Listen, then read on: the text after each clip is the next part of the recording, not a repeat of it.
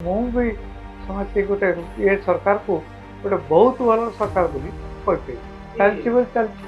ଯେତେବେଳେ ବିଜୁ ଜନତା ଦଳର ସରକାର ଦୀର୍ଘ 25 ବର୍ଷ ଧରି ଶାସନ କରୁଥିଲା, ଲୋକମାନଙ୍କର ଗୋଟେ ଧାରଣା ହେଇଥିଲା ଯେ ୟାର ଗୋଟେ ପରିବର୍ତ୍ତନ ହେବା ଉଚିତ। ପରିବର୍ତ୍ତନ ଅର୍ଥ ହେଉଛି ଯୋଉ ପ୍ରକାର ପ୍ରଶାସନଟି ଚାଲିଥିଲା ତାଠାରୁ କିଛି ଅଲଗା ହଉ।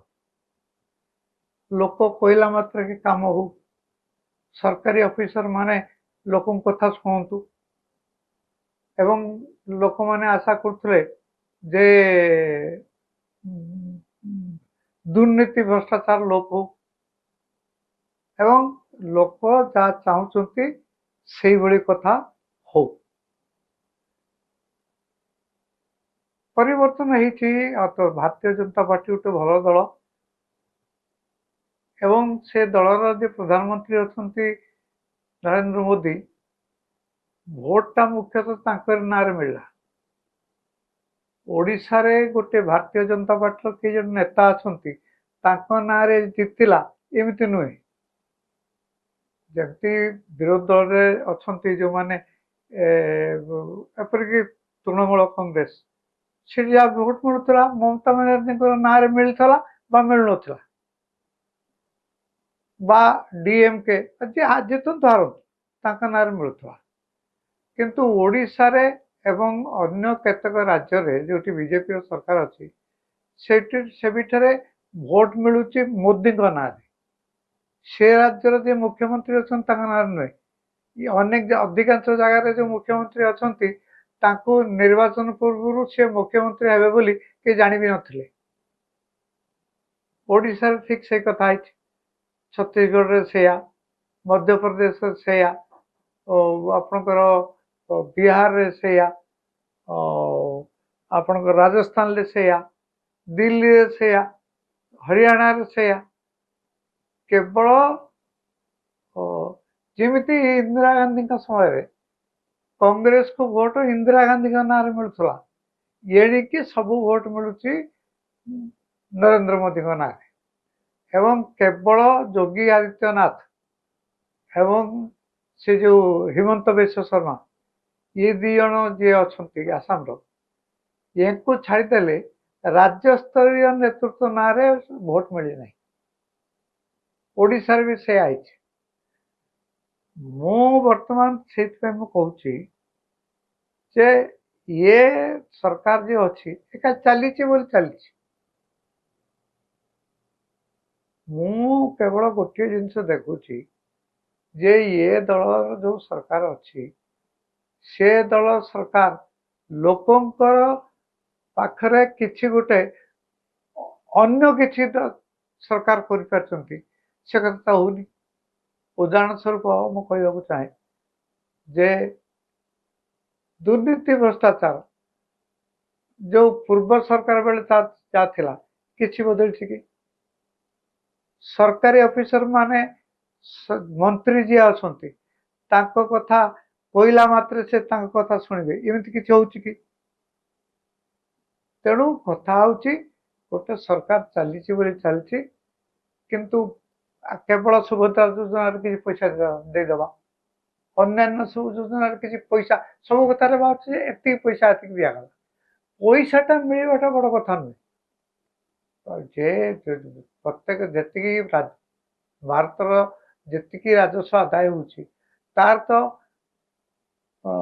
ଫାଇନାନ୍ସ କମିଶନ ଅନୁସାରେ ପ୍ରତ୍ୟେକ ରାଜ୍ୟକୁ କିଛି କିଛି ଦିଆଯିବ, ଯିଏ ଥିଲେ ବି ଦେବା କଥା। କିନ୍ତୁ ସେ ପଇସାଟା କେମିତି ଖର୍ଚ୍ଚ ହେଉଛି, ସେ ପଇସା ବାଟମାରଣା ହେଉଛି? ମୁଁ ଭାବୁଛି ସେ ଧରଣର କିଛି ସେମିତି ହଉନି। ଅବଶ୍ୟ ବିଜୁ ଜନତା ଦଳ ଯିଏ ଥିଲା ସେ ଆହୁରି ବେଶୀ ଖରାପ ଥିଲା, କାରଣ ସେ ବହୁତ ସମୟ ଧରି ରହିଥିଲେ ଏବଂ ସେ ଭାବୁଥିଲେ ଯେ ତାଙ୍କୁ କେହି ହଟି ପାରିବେନି।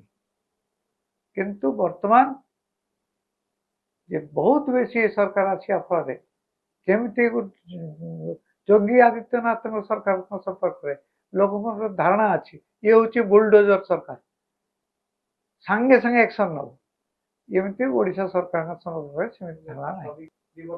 ସେମିତି ଯେଉଁ अन्य अपेक्षा संपूर्ण किसी अलग किसी कथा होची बोली मु भाबुनी खाली चलवा कथा अच्छे मैं चली गुणात्मक जो परिवर्तन हुए से कथा मु किसी देखिए गुणात्मक परिवर्तन सेमती किसी ना मु भावुची खाली सरकार चले बोले गोटे चलती विशेष प्रथम वर्ष जहाँ था द्वितीय वर्ष भी से अच्छे भावुची प्रथम वर्ष जहाँ कराई द्वितीय वर्ष से खाली सेटा को अनुकरण करमती किसी परिवर्तन किसी भाया मुझे देख आपण जहाँ भी कले माने मुझे पुणी कौच आपण को देखु धरा जाऊ एटी गोटे कम पैसा दिगला से पैसाटा कम लगिला कि ना से पैसा बात मारणा हो कि ना यहीटा हूँ बड़ कथा तेणु आपन जो कथा कहले एग्जिक्यूशन लेवल सेमती गोटे विशेष किसी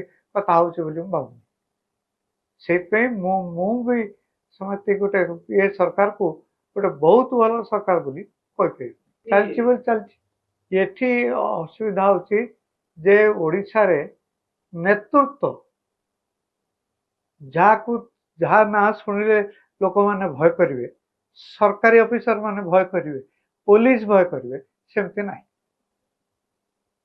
जे आपणकर धर जो नवीन पट्टनायक सरकार बेले जहाँ होता एमती भाव परिस्थिति है जे सी सेठू किसी करें पांडियान को आणिक बसैले बर्तमान अवश्य बीजेपी सेमती ना किंतु कथा आहरी दृढ़ता को सरकार को दृढ़ हवा पड़ो एवं ओडिशार जहाँ कि असुविधा अच्छी ओडिशा उपरको उठे से कथा को दूर करने गोटे दृढ़ नेतृत्व आवश्यकता अच्छी एक्सपेक्टेशन अधिक रही 25 वर्ष गोटे सरकार रहा जिते लोक परिवर्तन कले ताकर आशा रही केमती निश्चय आशा रहा अति स्वाभाविक कथा इतने अस्वाभाविकता कौन रहा लोक निश्चय चाहिए जे धरा जाऊ मु सरकारी ऑफिसर को गले सी मो कथा शुण मु जहाँ गोटे दाबी करी सी कार्यान्वित कर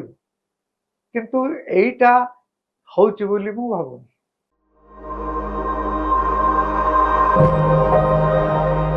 मु भी समझते गोटे ये सरकार को गोटे बहुत भल सरकार बोली चलती जिते बड़े विजु जनता दल सरकार दीर्घ 25 वर्ष धरी शासन करुवा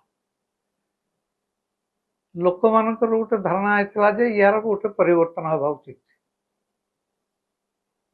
परिवर्तन अर्थ हूँ जो प्रकार प्रशासन की चली ताठू किसी अलग हो लोक कहला मात्र के काम हो सरकारी ऑफिसर माने लोक कथा शुणु एवं लोक माने आशा करते जे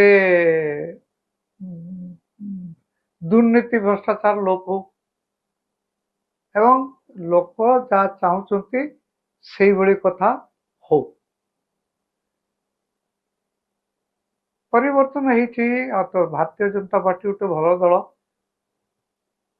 एवं से दलर जो प्रधानमंत्री अच्छा नरेंद्र मोदी भोटा मुख्यतः ना मिलला ओडिशा रे गोटे भारतीय जनता पार्टी किए जो नेता अच्छा ना जीतला एमती नुहे जमती विरोधी दल अच्छा जो मैंने एपरिक तृणमूल कांग्रेस से जहाँ भोट मिलूला ममता बनर्जी ना मिलता मिलूला डीएमके जितु हारतु ना मिलूला किंतु ओडिशा रे एवं अन्य केतक राज्य रे जो बीजेपी सरकार अच्छी से भोट मिलूँ मोदी ना से राज्यर जो मुख्यमंत्री अच्छा ना नुहे अनेक अधिकांश जगार जो मुख्यमंत्री अच्छा निर्वाचन पूर्व से मुख्यमंत्री हे बोली के जानी भी नथिले ओडिशा ठीक से कथा छत्तीसगढ़ से मध्य प्रदेश से आपणकर बिहार से आपणकर राजस्थान से दिल्ली से हरियाणा से केवल ଯେମିତି ଇନ୍ଦିରା ଗାନ୍ଧୀଙ୍କ ସମୟରେ କଂଗ୍ରେସକୁ ଭୋଟ ଇନ୍ଦିରା ଗାନ୍ଧୀଙ୍କ ନାଁରେ ମିଳୁଥିଲା, ଏଣିକି ସବୁ ଭୋଟ ମିଳୁଛି ନରେନ୍ଦ୍ର ମୋଦୀଙ୍କ ନାଁରେ।